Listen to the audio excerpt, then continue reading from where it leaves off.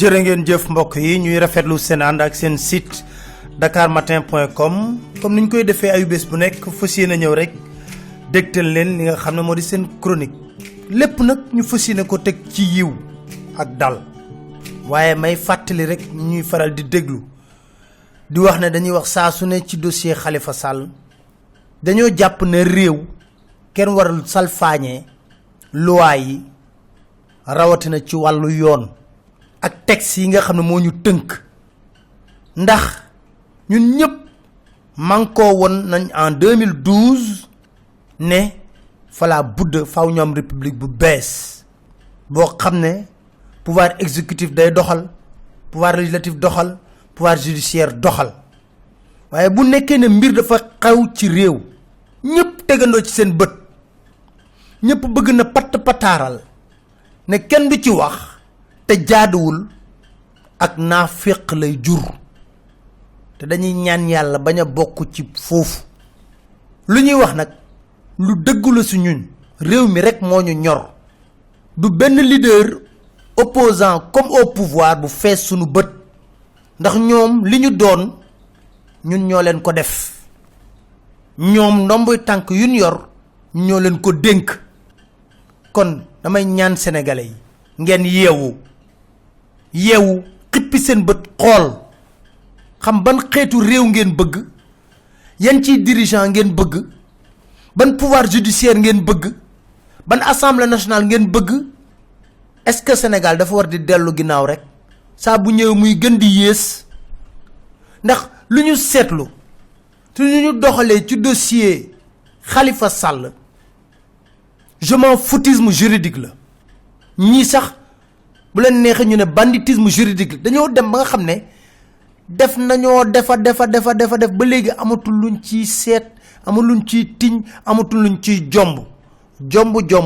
ak rus moo amatul ci salfaañe bi ñuy salfaañe li nga xam ne moo di yoon yàgg naa leen wax fii ne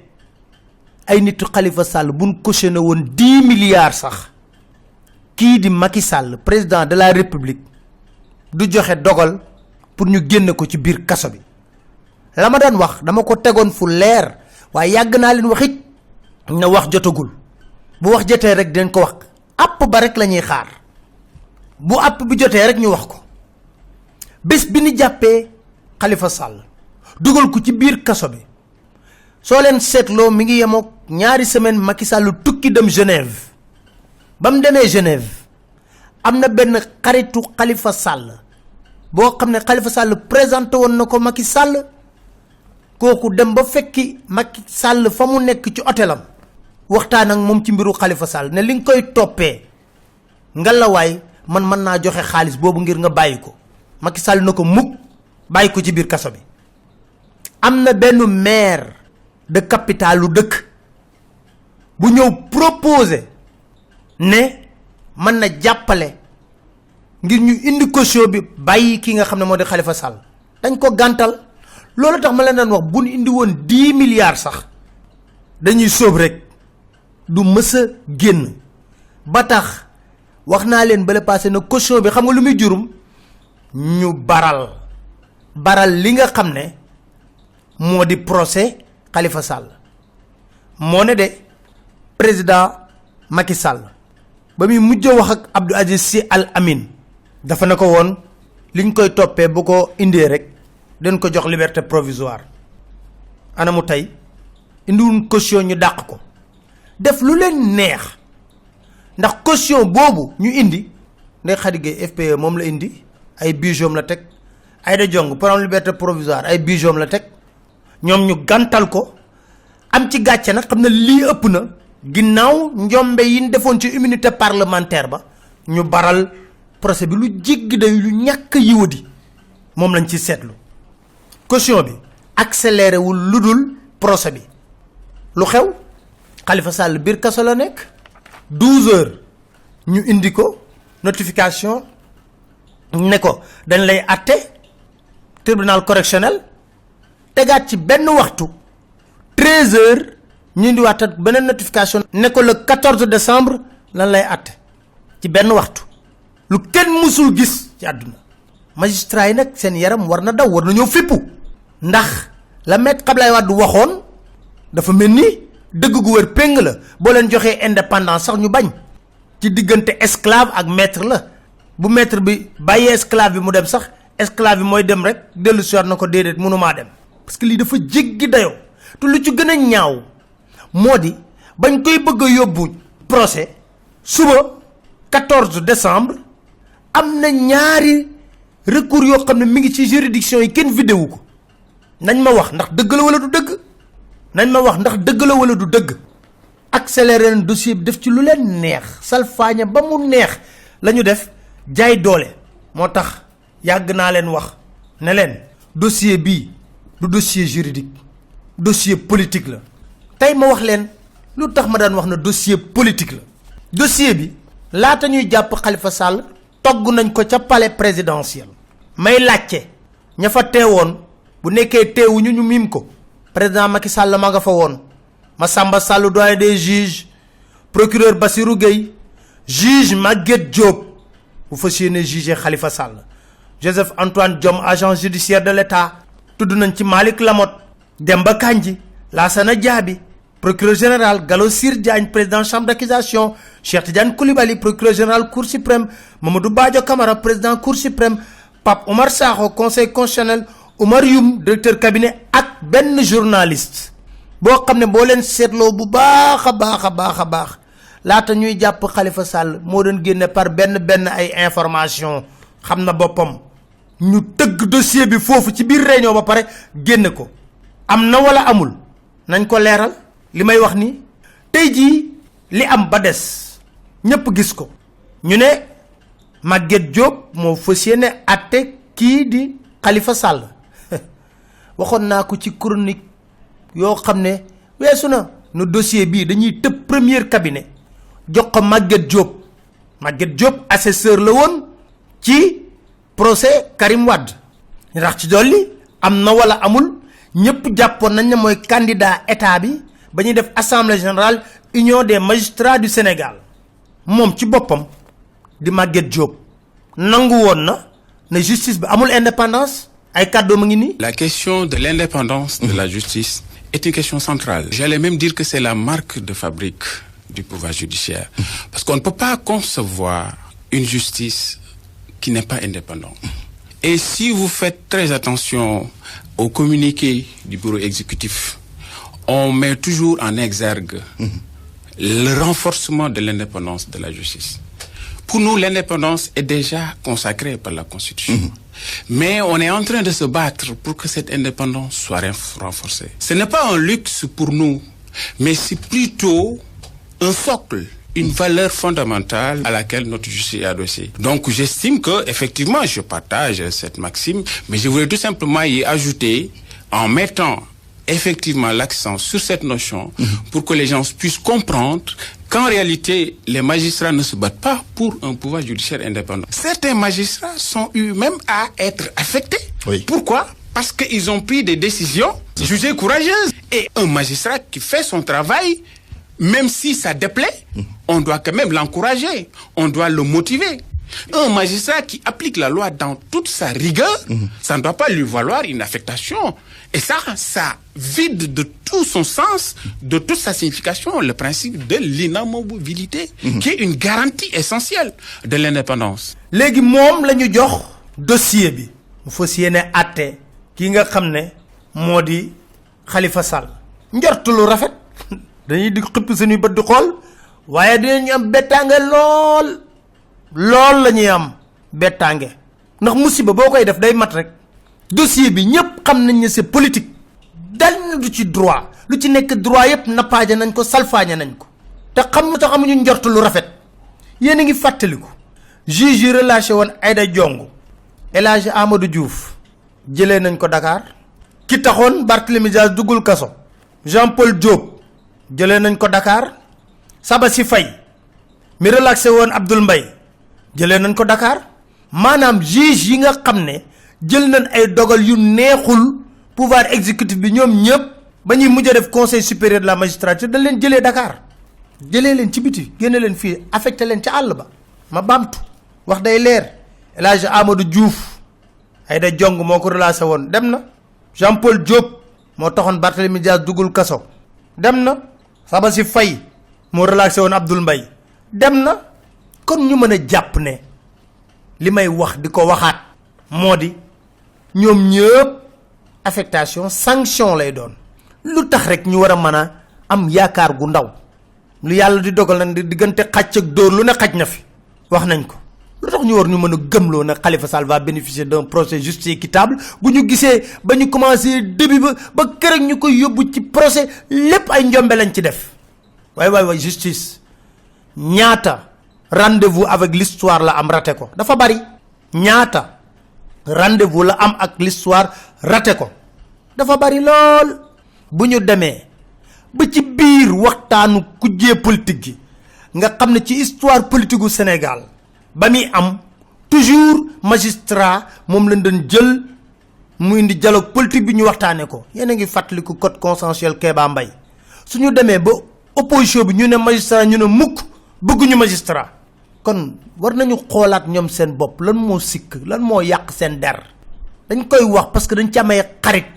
ñu laxasoog ñoom lool waaye bu ñu demee ba opposition bi ne mukk magistrat du présider sunu dialogue politique ci processus électoral bi bëgguñu. nga xam ne mbir yi doy na waar lu koy gën a firndeel tëjuñu fi fii Luc Nicolaï joxe décision mi ngi fii di tëgg ay kombaam mi ngi fii di taxaw télé bi ñemewuñ ko jàpp dugal ko ci biir kaso bi. magistrature boobu la ñu am. conseil constitutionnel moom waxaalewu ma leen ñoom ils sont incompétents éternellement incompétents ndax loo indi rek ñu ne ils sont incompétents. ils sont compétents pour dire Khalifa Sall est député mais ils sont incompétents pour voir ndax lever immunité parlementaire boo Khalifa Sall méngoo na ak li texte yi wax yoo xam ne xale buy def 6e secondaire bu ko liiree article 51 ak 52 bu règlement intérieur bu assemblée nationale mi wax dafa leer nañ ñu salfaañe lépp ñoom ñu ne dañoo incompétent maanaam daal dañoo gëmm seen bët xamuñu ci dara. waaye nag may fàttali justice bi kàddu yi nga xam ne moom Abdou Aziz Sy Dabakh waxoon na ko bés ba ñuy denc Lamine Gueye di ko fàttali tamit ñu ñu jiite du jaas de bés bii du jaas benn yoon ñu déglu moom Abdou Aziz Sy Dabakh. ayna aadun ayna firawn wa man malaka al arda wa walla wa asal ñooñu ñëpp dañ doon falak di folle dem nañu tey Lamine a ngi nii dégg na président ci lu nekk ana mu tey ayna huwa al alam jubóole nag seen i mbokk te doole ji leen yàlla dénk ngeen di ci def lu baax bu leen ko xeex doole du xeex doole des te yérim waxatuma la doole yàlla te man zalama ibadallahi kaana allahu xasmahu yawma alqiyamati Lamine a ngi nii génn na këram tey junni yaag chef ba mu daan toog ak jóg adduna yëpp di dégloog jeex na dara amatul tey lu dul ñeent fukki lexlaas ak benn ak di ko yaakaaral njëgal ci yàlla di ko ñaanal góorgóorlu leen adduna du kër adduna du kër adduna du kër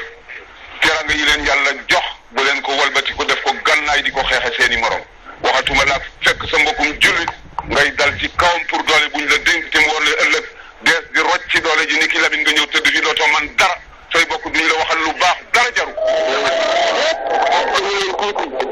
man waxuma politique waxuma pour ñu applaudir ma leen di wax ne man mi wax ak yéen ñi déglu nañu fab loolu def ko suñu kanam xam ne bés bi kenn ku nekk mi ngi la nit te xamuloo na ngay dikkee lan la ñu xam ci biir Lamine fi mu nekk léegi ku ci xam dara yaakaar ak njort rek ngeen am ci moom ci kan la ñu yaakaar ak di jortu allahu subhanahu wa taala mi nga xam ne lépp dara dem fa des kullu nafsin zaiqatul mawti kullu shay'in halikun illa wajha kullu man alayha fanin wa yabqa wajhu rabbika dhul jalali wal ikrami nañu jaamu yàlla te bàyyi parparloo bi te bàyyi po bi te jéem a xam lu yàlla xam nañu koy jaamoo waaye di dugg ak di génn te tëral sa lammiñ te kenn signéwu la permis nga sëgg ci deru gor yi soo lëgee daa dajeet koo xam ne kii avocat du fa jariñ dara kenn rek la mooy président ba mooy juge ba mooy avocat ba mooy procureur ba dëgg moo fay avocat dëggay la yor teg yàlla ba mu xam ne kii mooy avocat bi gaña na mu ne bay na la dëgg de nañ jaamu yàlla te bay pomi te bay kattan yi ñu dénk nit ñi fab ko jox ñu di seen doole yi bopp yàlla baaxee leen jiital leen suñu kanam ñu fab doole yi jox leen ñu walbati ko tëgg ko gànnaay di ko rey jaami yàlla yi du dëgg jaamu leen yàlla te ngeen bàyyi caaxaan. ci wàllu caisse d'avance bi nag ngalawaay dañoo dem procès na lépp leer ndax ci rapport IGE mësuñoo bind ne topp leen Khalifa Sall déedéet dañ ne il faut revoir le mode de fonctionnement de la caisse d'avance te loolu sax dama jàpp ne lu jaadu la c'est des deniers publics foog ñu xool niñ ko yore d'accord naa ci bu ñu génnee ci lii foog ñu xool niñ ko yore waaye caisse d'avance boobule nañu jàpp ne saa bu Khalifa Sall jógee dugg kër diine indi fa ndimbalu mairie Dakar fa la jógee kon bu ñuy def ci procès bi war nañoo ñëw këru diine yëpp woo leen devant la barre ñu témoigner homme politique yi nga xam ne dañoo jagadi wala seen loxo doxul seen ginnaaw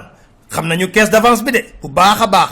am na ñoo xam ne sax caisse d'avance bi moo leen daan faj may woo Ousmane Tanor Dieng ak njabootam yëpp ñu waat ci aqulaayi taala ne dërëm mosut a jóge ci mairie ci caisse d'avance bi ñëw ci ñoom ndax Khalifa Sall 725 000 lay fayeeku bés bu la joxee million am na fu mu ko jëlee Ousmane Tanor Dieng ak waa parti socialiste membre parti socialiste yëpp nañ wàcc seen aqulaayi taala ci kaamil bu nekkee gëm nañ yàlla ne mos ñoo lekk dërëm ci caisse d'avance bi kon bu procès amee war nañoo mën a ñëw témoigner président Macky Sall ak njabootam ba ñuy def seen traversée du désert bi ak ñeen fa recruter woon mu nekk ay nitam nan wàcc ci aqulaayi taala ne mos ñoo lekk ci caisse d'avance bi njabootam deret ak njabootam politique ñoom ñëpp war nañoo mën a dem témoigner buñ bëggee dëgg rek jib deuxième tour ba muy am président Macky Sall est-ce que mën naa waat ne dërëm jógewul ci Khalifa Sall jëm ci moom ci ndimbal laata sax deuxième tour bi traversé du désert mën naa waat ne musta ànd ak Alioune Badara Cissé dem toog ci saalu Khalifa Sall di ko diis soxla mën naa waat ne mas na musta jàkkaarloo Khalifa Sall ne ko dimbali ma recruter ma ñii ak ñii ci mairie bu Dakar procès bi gouverneur yëpp yu Dakar préfet ak sous-préfet yëpp daanañ jot carburant caisse d'avance bi la doon jógee ñoom ñëpp a war a dem témoigner ji dañoo bëgg rek mu leer am na ñoo xam ne sax renseignements généraux lañ bokk ay indicateurs gouvernement boo xam ne daal nañ laal commissaire yu région de Dakar laa la wax waxuma département Dakar de région de Dakar commissaires yi war nañoo mën a dem témoigner parce que fi mu nekk nii lépp jeex na dañ waxante dëgg rek te yàlla tax commissariat central Arona Sy ba mu koy yor mobilier ba nekkoon foofu yëpp Mass Office Choice leen ko jëndee caisse d'avance bee ko jënd ministre yi député yi seen secours yi yéen dañ yóbbu ne dëkk gi feeñ am na sax journalistes yi nekkoon ca jafe-jafe dañ waxante dëgg te yàlla tax seen rédaction lompoñoon na weer ñu war a fay seen journaliste mën ñu koo fay xam nañu caisse d'avance boobu bu wax jotee nag wax tur yeeg lépp ñu tudd tur yi foofu la ñuy yamali tey jii waaye buñ paree ci dossier Khalifa Sall incha allah am na ñaari dossier bi ci njëkk mooy dossier Abdoulaye Sylla marché 130 milliards yoon ko jukki ak Abdoulaye Dia caisse de dépôt consignation crédit mutuel njombe yoo xam ne comme dañoo bëgg rek lépp leer ci réew mi